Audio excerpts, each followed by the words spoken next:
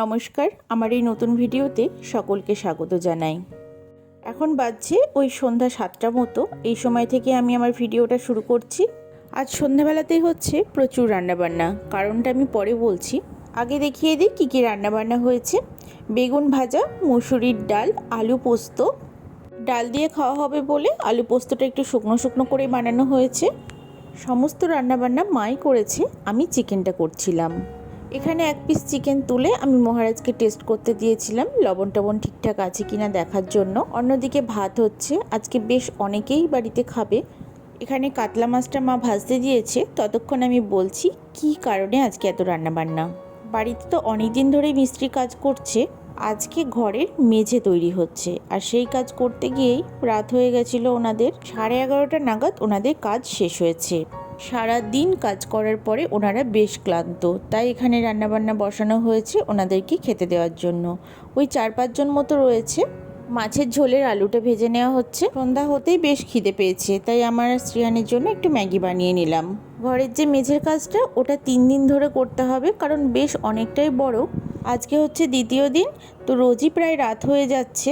কালকে বুনুর বার্থডে, মানে আমার মাসির মেয়ে, তো ওর জন্মদিনটা এবছর এই বাড়িতেই হবে।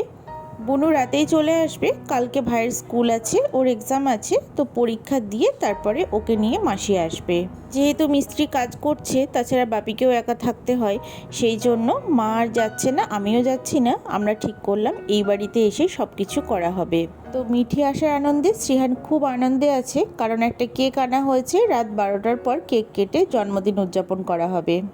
জন্মদিন যারই হোক না কেন, কেকটা সেই কাটবে। কিছুদিন আগে আমার বার্থডে ছিল, তো সেদিনও তাই করেছে। আজকেও সে ভেবে রেখেছে কেকটা সেই কাটবে। রাত 10টা মতো বাজে ওনারা এখানে খাওয়া দাওয়া করছে। এখনও বেশ কিছুটা কাজ বাকি আছে, আর ওনাদের বাড়িও বেশ অনেক দূরে। সাইকেল নিয়ে আসে। আমাদের খুবই খারাপ লাগছিল। আমি শ্রিয়ানকে নিয়ে ওপরে আছি, বুনুও এসেছে, মা বাপি সব মিস্ত্রিদের কাছে রয়েছে। এই যে শ্রিহান বায়না করছিল, তাই ওকে একটু দেখাতে নিয়ে আসলাম। অর্ধেকে বেশিটা এখানে হয়ে গেছে, আর একদিন হলেই কমপ্লিট হয়ে যাবে। আমি এই ঘরের সান বানানোর কাজ প্রথমবার দেখছি। এখন তো সবাই টাইলসের কাজ করে, তবে এই সানও কিন্তু বেশ ভালো লাগছে। আগেকার দিনের মানুষরা কিন্তু এই সানের ঘর খুব পছন্দ করে। দিনের পর দিন এটাকে যত মোছামুছি করা হবে তত চকচক করবে। আমার শ্বশুরবাড়ি তো বেশ পুরনো, আগেকার দিনের বাড়ি, তো এখনও কিন্তু ওই ঘরের মেঝেটা সান করা আছে। মুছলে কিন্তু বেশ চকচক করে, আর ভালো লাগে দেখতে। আগে যত বাড়ি হতো, হয় মোজাইক হতো আর না হলে সান করা হতো। সবাই কাজ সেরে বাড়ি চলে গেছে। এবার বুনুর জন্মদিনের জন্য বেলুনগুলো ফোলানো হয়েছে, কেক কাটা হবে। রাত 12টা বাজলেই সব রেডি করে বসে আছি। শ্রিহানের তো আর তর্স হয়েছে না, ওই 12:15টার মতো বাজে, আর আমরা 15 মিনিট অপেক্ষা করছি, কিন্তু ওই 15 মিনিট ওর কাছে 15 ঘন্টার সমান হয়ে গেছে। বোনের জন্মদিনের দিন না কৃষ্ণনগরে কার্নিভ্যাল ছিল, তো কোনো কেকের দোকান সেভাবে খোলা ছিল না। তো ভাই গিয়ে ঘূর্ণিতে একটা দোকান খোলা ছিল, তো ওখান থেকে এটা নিয়ে এসেছে। কেকটা যাই হোক, শ্রিয়ান বাবুর কিন্তু খুব পছন্দ হয়েছে। আমাদের প্রায় প্রত্যেকটা ভাই বোনের জন্মদিনই এই অক্টোবর মাসে পড়ে। তার মধ্যে থাকে দুর্গাপুজো, সেই জন্য অক্টোবর মাসটা আমাদের কাছে খুব স্পেশাল। বোনের জন্মদিন আমাদের বাড়িতে এই নিয়ে দ্বিতীয়বার হলো। কেক কাটার সাথে সাথে সবাই হাসাহাসি করছি শ্রিহানের মজার মজার কথা শুনে।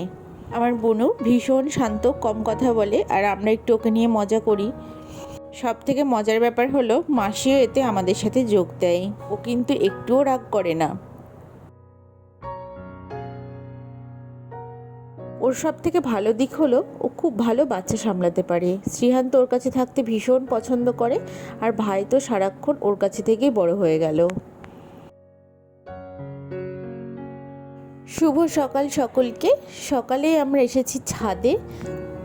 কিছুদিন ধরে না হালকা হালকা ঠান্ডা পড়ে গেছে, মনে হচ্ছে এবার শীত আসবে। আর সেই কারণে শ্রিহান কিছুদিন ধরে স্নান করতে চাইছে না। বাথরুমে করানোর চেষ্টা করলাম, সে তো করলো না। তারপরে ভাই আবার নিয়ে ছাদে এসে ওকে স্নান করিয়ে দিচ্ছে। একটা ছোট্ট মানুষকে স্নান করাতে 3 জন মিলে লেগেছে। প্রত্যেকটা কাজ করাতেই তার ঘন্টার পর ঘন্টা সময় লেগে যায়। স্নান করা হলো, এবার খাওয়া। সে ওই পাতায় করে সমস্ত কিছু সাজিয়ে নিয়ে খেতে বসেছে। আমি খাইয়ে দিলে যাইবা একটু তাড়াতাড়ি হতো, আজকে তো একা বসেছে মানে তার 1 ঘন্টা লাগবেই। মাসিও চলে এসেছে আর সবাই একটু একটু করে বুনুর মুখে ওই পায়েস তুলে দিচ্ছে। আমরা ছোটবেলায় নতুন জামা পরে চন্দনে টিপ পরতাম, এখন আর ওইসব নেই বললেই চলে। এখন তো ওই কথাগুলো ভাবলেও হাসি পায়।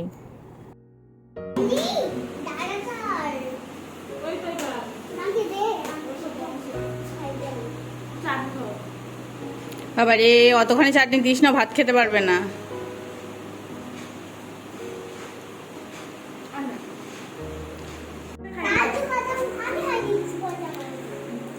আরে ও অনেকবার খেয়েছে আর খেতে পারবে না ভাত।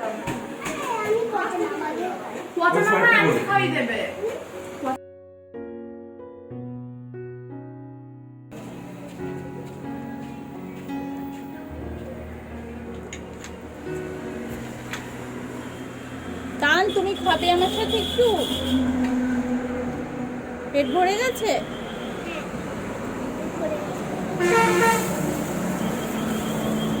পরীক্ষা কেমন হয়েছে? পরীক্ষা কেমন হয়েছে তোমার?